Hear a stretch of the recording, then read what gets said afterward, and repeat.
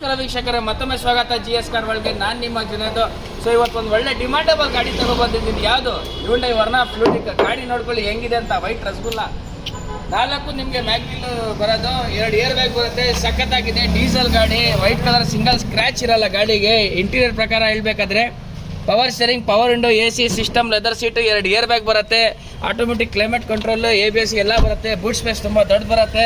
4 footer ಒಳ್ಳೆ ಕಂಡೀಷನಲ್ಲಿ maintain ಆಗಿದೆ. ಕಂಪನಿಯಲ್ಲಿ ಮೇಂಟೈನ್ ಆಗಿರೋ ಗಾಡಿ. ತುಂಬ ಚೆನ್ನಾಗಿದೆ ಗಾಡಿ, ಏನು ಮಾತಾಡೋಂಗಿಲ್ಲ ಗಾಡಿ ಬಗ್ಗೆ. ನೋಡ್ಕೊಳ್ಳಿ ಹೆಂಗಿದೆ ಅಂತ ಗಾಡಿ.